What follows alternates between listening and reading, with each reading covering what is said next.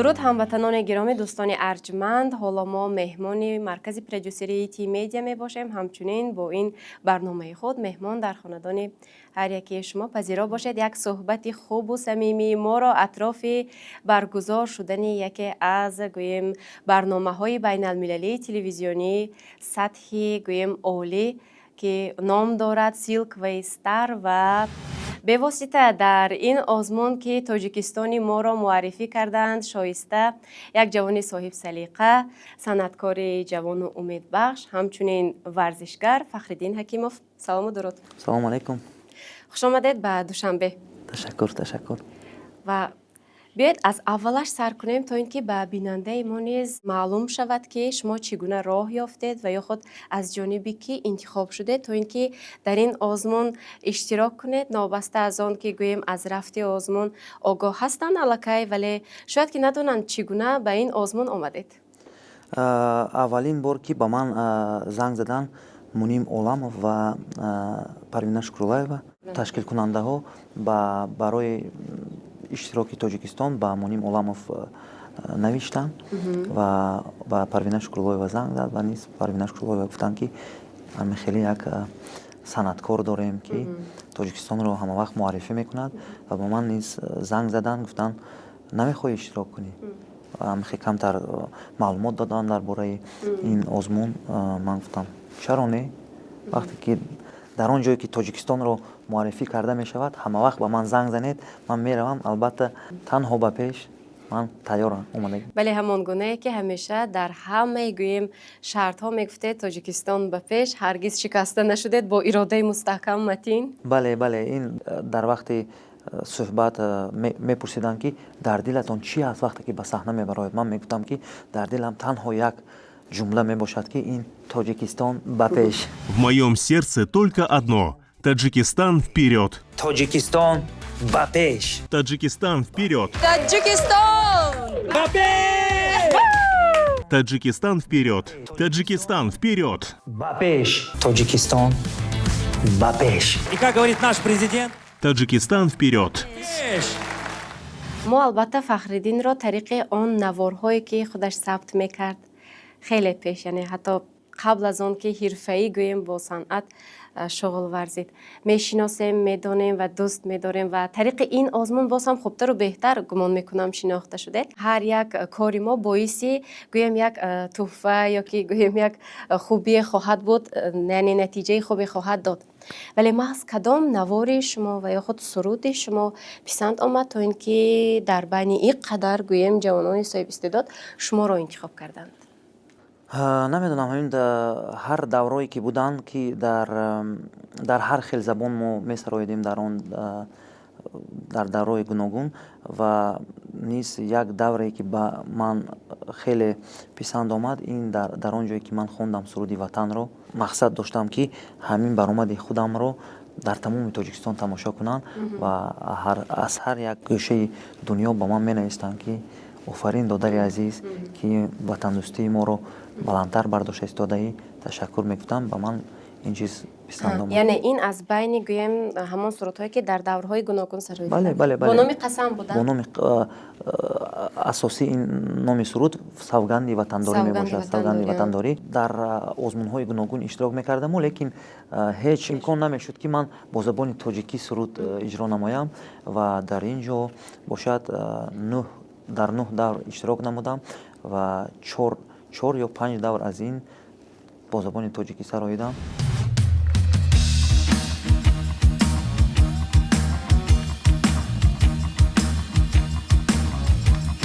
Хакимов! Таджикистан! Аплодисменты! В этой песне очень много что можно понять, просто не понимая слов, можно понять по музыке, как вы с любовью кричите «Ватан! Ватан!». И мне вот вокальная часть, я думаю, можно было бы закончить на октаву выше, да? Ватан! Ватан!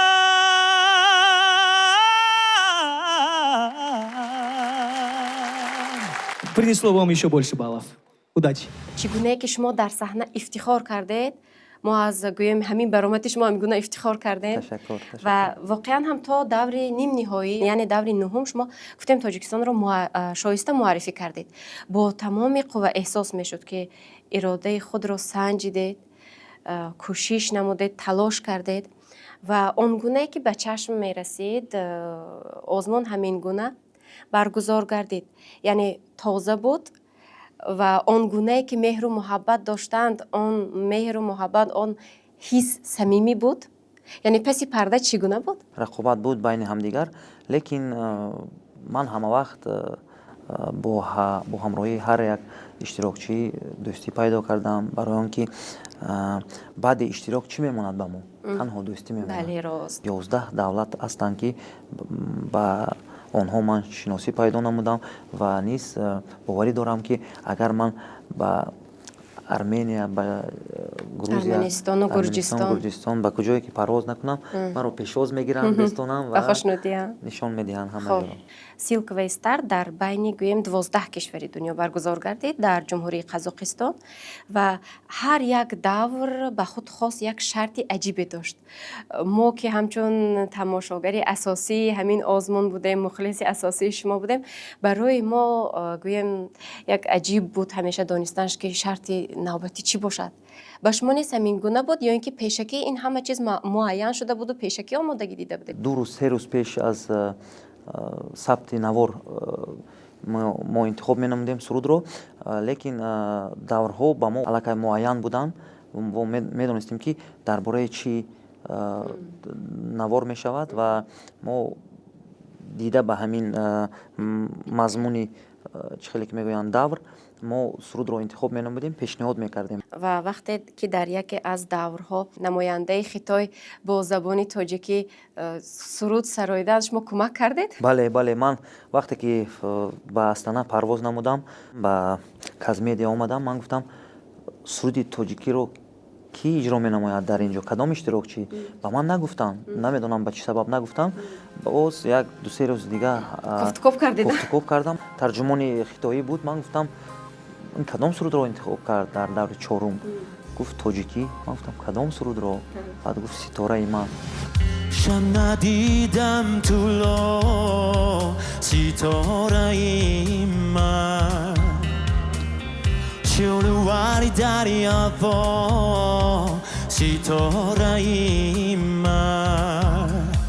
من کمتر کمک نمودم، گفتم من میخوای باید اجرا نمایی و من گفتنی هستم که خیلی به درجه عالی این سرود رو اجرا نمود و ما هم هر وقتی که با ژن وا میخوردیم فقط میخوندیم. من سر میکردم که سحر آمد و ادامه میداد برا ستاره من. بله سحر آمد برا ستاره من، سحر آمد برا ستاره من، سحری پرو سوار ستاره من، سحری پرو سوار ستاره من.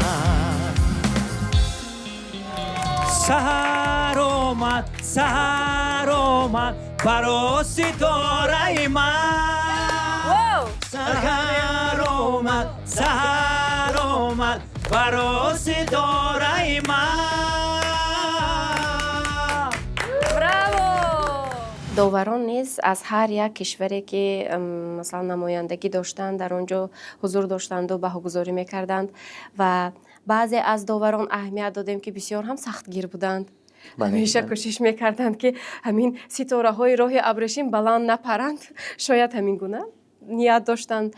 به فکر شما چرا این گونه بهای پست میگذاشتند؟ وابسته از آن که هر کدام شما کوشش کردید سرودها را خوب سرودید ولی باز هم من همین چیز رو نفهمیدم، برای اینکه فقط از من میپرسیدن که درباره گذاشتن خالها چی فکر دارید. من میگفتم که هر یکی اونها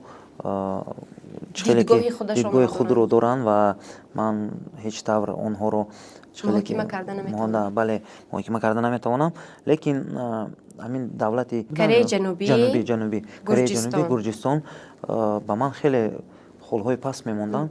تو همیشه تا آخر من نمیفهمیدم، نمیدونم چی گناه داشته باشم که من خلهای پس میگفتم. برای کدام خطایم؟ بله من میبرمدم، من همچون خیلی که میگن هر یک برآمد خود رو وای میکنم، اندیشه میکنم، تحلیل میکنم برای که چه خیلی برآمد کردم، بعد ثبت میکنم در تلفن که بعد تماشا کنم و خطاگی‌های خود رو بینم و میدیدم که نوت‌هام همش در جایش بودن، لیکن با چی سبب با من خلهای پس بد میگن. این سوال گویم همانا برای ما نیست به جواب خواهد ماند. بله و با من از آخر فهمیدم که برای چی؟ برای اون که ما قطعی اشتراکچی از گرجستان ما باید وای یا من به فینال رو خط میگرفتیم. یعنی وای کشوری خود رو دستگیری نماینده کشوری خود رو. بله وقتی که خلهای پس میگذاشتن من میدیدم که پروینه شکراللهیeva ما خلهای بلند میگذاشت با وای. شاید که درس عبرت بود برایتان نه؟ بله من خیلی که میگویم روی افتاده نمیشم هیچ وقت، برای اینکه در دنیا هر خیل وضعیت هست. بله آدم هست. بله من برای همین من خیلی شادم که 9 دور من در آنجا تاجیکستان رو معرفی نمودم. شاید من میتوانستم در دور دوم الکی به تاجیکستان برگردم. دیگر نمایندگان افتادن ترکمنستان و آذربایجان. ولی نابسته از آن که گویم برخی از نفران تا آخر رفتن و خود بسیاری از نفران افتادند در این آزمون، ولی همه آن نفرانی که اشتراک کردند به خود خاص آواز داشتند، به خود خاص الکی یک گویم سلیقه داشتند، الکی یک اصول داشتند و عموما چخیلی که قید کردیم اشتراک کردن در این گونه آزمون ها مقصدی اساسی نباید که غالب برآمدن باشد. البته غالب برآمدن هم خوب است، ولی خیلی که بارها قید کردیم فخرالدین حکیموف برای ما الکی غالب است، زیرا تا دوری نهم توانستند اشتراک کنند و استعداد خود را به گویم جهانیان نشان دهند و سیلک و استر که یک آزمون شده توانست قلب میلیون ها نفر را به هم پیوندد و ما سپاسگزاریم از آن نفرانی که برای اشتراک در همین گونه آزمون امکانیت فراهم آوردند. خصوصا در پیشنهاد کردن این آزمون مرکز پرودوسری تی میدیا همیشه کوشش کردند، دستگیری نمودند. اینچنین براشون سپاس میگوییم و دوستان عزیز یادرس مینماییم که حالا صحبت کرده استادیم اطراف برگزاری آزمون بین المللی تلویزیونی سیلک و استر با گویم اشتراکداری فعال همین آزمون فخرالدین حکیموف. خب فخرالدین، البته ما بعضی از چیزهایی که برای ما نامعلوم بود از رفت آزمون فهمیدیم، بعضی از چیزهایی که هنوز پوشیده بود گشوده شد. اکنون میخوایم پرسیدن که شما چرا اینقدر دیر به همین جاده صنعت حرفه‌ای وارد شدید، نوبسته از آن که از خردی گوییم این هوس، این استعداد در دل شما نهفته بود و این رو میدانستید، شما برای چی قدر بسیار فکر کردید؟ در دل صنعت بود، لیکن من سایقل نمیدادم این چیز رو، ولی من ورزشکار بودم، در ورزش مشغول بودم و همیشه میخواستم که تاجیکستان عزیزم رو در مسابقه های بین المللی معرفی نمایم و لیکن بعدی که ستون مهرم شکست خورد اومدم به صنعت، با کالج صنعتی با شهر ایرکوتسک فدراسیون روسیه داخل شدم، در آنجا ختم کردم. وقتی که به این سخنهایتان گوش دادیم همین را فهمیدیم باری دیگر که شکست حتی میتواند در زندگی انسان یک راه و واسطه دیگری موفق شوی باشد. ببینید شما یک گشتنگیری خیلی خوب بودید، شما مقصدهای خوب را به پیش خود مانده با قدمهای استوار پیش رفته ایستاده بودید. تا چه اندازه یک نفری جوان میتواند که باری دیگر گویم تماما از دیگر سمت به پا خیزد و خود را نشان دهد. شاید این همان گویم یک مهر، یک فروغ دل شما نسبتی صنعت بود که امروزها این گونه شعله نمایانش را دیده ایستادیم و تا دور نیم نهایی رفتن دشوار بود دیدیم و گویم از تمام سرودهایی که شما سرایدید آنجا آگاه هستیم. کدام از سرودهایی که در همین جا پیشنهاد بیننده ساختید میخواهید عین حال به ما نیز پیشنهاد سازی تقدیم نمایید؟ شاید بیننده از اول صحبت ما مشتاق همین شنیدن همین سرود باشد. البته من میسرم همین سرودی همه دوست داشته خود رو بحر وطن، بحر هموطنان، بحر تاجیکانی که در تمام دنیا ما رو تماشا کرد. حالا در کدام سطح قرار دارد؟ شما که طول چند ماه، قریب 5 ماه بند بودید، در این آزمون اشتراک داشتید و نقشه هایتان چگونه است؟ من سرود ایجاد کرده ایستادید؟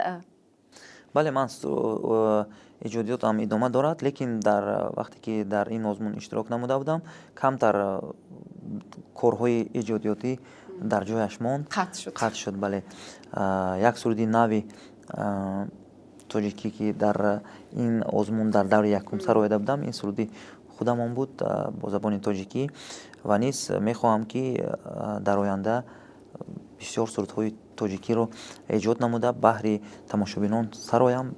آدمایی که با من تحصیل نموده بودن، روس زبان ها و دیگر زبان ها با من می نویستند که چخیل زبانی فورم داشته، چخیل زبانی خوشرو باشد تاجیکی. ما نمیدونستم که تو همین درجه زبان شما فورم است، زبان شما با موسیقی سرایی خیلی گوشنواز است. بله، و من میخواهم که باز هم سرودهای گوناگونی تاجیکی ایجاد نموده بحری تماشابینان پیشکش نمایم. میروم نام داشت.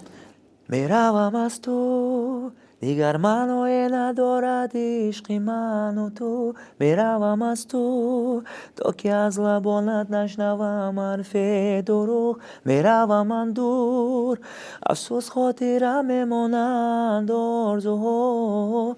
زی دست تو دلم رشت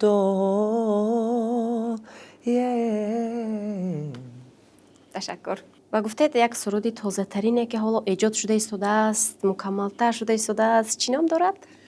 حالا نامش نیست است. یک چند سرود ما تیار کرده ایستادیم، لیکن ما حال نمیدونیم که کدام سرود رو اول پیشکش مخلصان میگردانیم.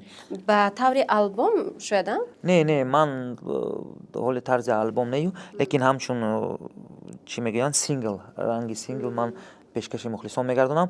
یک 3-4 سرود ما علاقه داریم، لیکن نمیدونم از کدامش ما سر کنیم. بله، ماهای دکبر با یگان سرود دیگر بحری مخلصان پیشکش میکنیم. خب، تشکر. و واقعا مخلصان خود را آموخته ایستادید با گویم نابسته از آن که آنها محض سرودهای شما را دوست می‌دارند، آواز شما را دوست می‌دارند، وابسته به ژانری که آنها طلب میکنند میخواهید سرود ایجاد کنید، یا خود در گویم همین ژانر استراد، ژانر گویم طلبی دور و زمان میخواهید بسیارتر؟ من هر خیلی سرودها معقول برای من، استرادی و هم در دور زمانوی چه خیلی که میگویند کلیان رپ میگویند، چه خیلی میگویند، هر خیلی سرودها معقول و نیز سرودهای وطن دوستی به من خیلی پسند می آید. محض به خاطر همون سرودی که شما ایجاد کردنی هستید شعر نویسند یا اینکه جستجوی خودتان میخواید آن شعرها رو؟ وقتی که من شعرها رو میآورم و من مصرع‌ها رو از یاد میکنم و نیز میشنم ایجاد میکنم که مقصد خیلی آهنگ کنیم که مقصد به قلب آدم رفته رسد. و من آرزو دارم که شاید ماه دکبر یا ینور یگان سرودی وطن دوستانه اجرا نمایم. همه که تاجیکان در تمام گوشه دنیا نباشند این سرود رو گوش کرده باز هم وطن دوستی خود رو احساسشان نسبت وطن گویم باز هم بلندتر شد. بیشتر شد. خب، تشکر. و البته هر یک جوانی فعالی که امروز در مد نظر مردم قرار دارد اگر همین گونه فکرهای سازنده داشته باشد ما نیز بسیار خوشحال میشویم، زیرا محض راهی درست را انتخاب کردن از همین چیز احساس می شود، چون که محبت هرگز نمیمیرد، خصوصا محبت نسبت به وطن. نوبسته از آن که در کجا حالا ما قرار داریم همیشه یادی وطن خود میکنیم. بله. همیشه میخوایم به وطن برگردیم. بله. و عموما نوبسته از آن که سالها میگذرند و گوییم هر کس تقویت مییابد، مکملتر میشود، باز هم خطاهای خود را اصلاح میکند. به نظر شما، به اندیشه شما اشتراک کردن در همین آزمون به شما چی داده توانست؟ به من شناسایی با دیگر تماشابینان که 12 دولت مرا گوش میکردن و با من نیز خیلی آدم های زیادی با من می نویسند که مخلصان. بله که شما توانستید مدنیت تاجیکان را نشان دهید. شاید من به این مقصدم رسیدم، گویم بله چرا نه؟ زیرا در دور هشتم وقتی که اعلان نمودند که فخرالدین حکیموف شد صحنه را ترک سازد آزمون را، داوری که نمایندگی خطای را به ذمه داشت، آنجا شما را با دادن یک امکان دیگر گوییم برگردانیدند دوباره به آزمون و در همین جا ما دیدیم که چگونه اشک ریختند. بله. تماشابینانی که در همون تالار شیشته بودند. Всем огромное спасибо. Момент очень трудный. С самого начала проекта мы все стали одной семьей. Ты стал для нас как брат.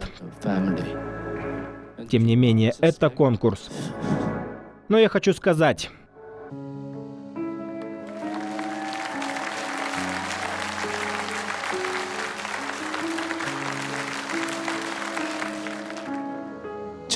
Я хотел сказать, я слышал его следующую песню.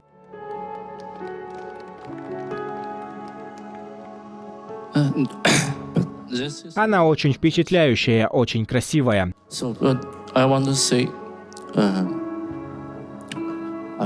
Возможно, мы дадим ему шанс исполнить эту песню в следующих программах. Как вы на это смотрите? At the next episode. We want to listen to this song.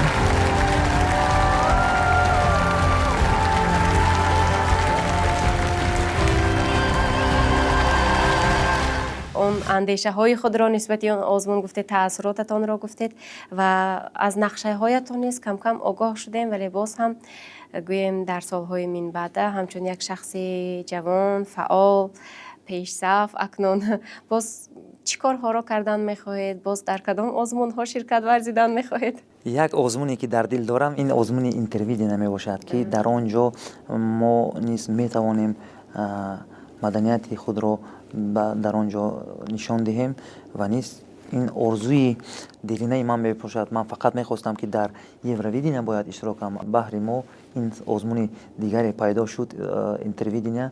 میخواهم در آنجا تاجیکستان را معرفی نمایم و یک صنعت تاجیک را به آنجا معرفی نمایم و نیز میخواهم که یک صورت زیبای ایجاد کنیم و در آنجا پیشنهاد نمایم که در اینجا 12 دولت بودن، در آنجا باید 23 دولت بودن اگر خطا نکنم. زیاده از 20 دولت. بله و میخواهم که نیز یک بار دیگه یک کوشش کنیم. بله و از ما تنها دستگیری است، از ما تنها مخلصی کردن است که گمان میکنم این چیز هم به شما یک قوت میبخشد.